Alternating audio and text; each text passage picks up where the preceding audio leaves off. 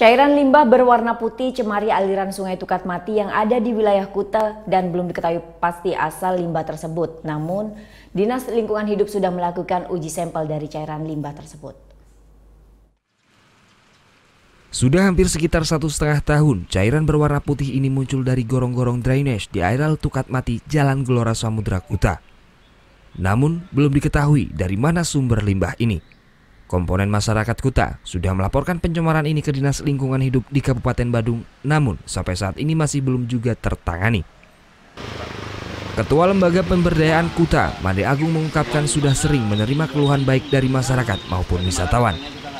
Jika hal ini belum juga tertangani, ditakutkan akan berdampak pada lingkungan dan pencemaran di daerah wisata. Yang membidangi pekerjaan ini adalah LHK. Kami mohon bertindak tegas kalau memang limbah ini berasal dari sumber-sumber, contohnya dari pabrik atau dari manapun itu, kalau memang itu sudah tidak sesuai dengan ketentuan, kami mohon tindak tegas. Itu kami berikan, tegas itu kami berikan kepada LHK yang dalam hal ini membuat kebijakan. Kami dari LPM siap bekerja atau bersinergi dengan pihak LHK melakukan sidak. Kalau memang kami diperlukan melakukan pemantauan. Sementara Kepala Dinas Lingkungan Hidup dan Kebersihan Eka Mertawan menjelaskan sudah melakukan uji sampel untuk mengetahui kandungan cairan tersebut. Namun hasilnya masih dalam penelitian. Pihaknya juga mengaku masih mengalami kesulitan mencari sumber limbah tersebut karena kondisi drainase yang tertutup. Namun dalam waktu dekat ini secara terintegrasi, pihaknya akan melakukan pengecekan pada jalur-jalur yang berpotensi menghasilkan limbah. Kami akan cari tahu apapun caranya.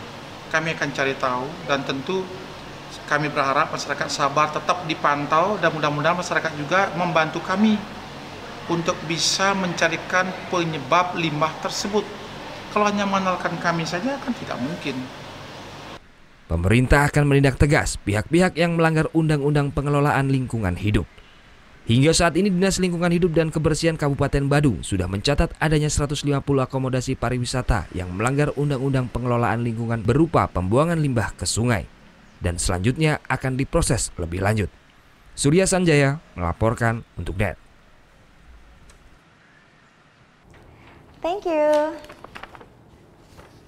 Udah selesai nonton beritanya? Jangan pergi dulu dong. Subscribe dulu dan nonton tayangan lainnya di sini.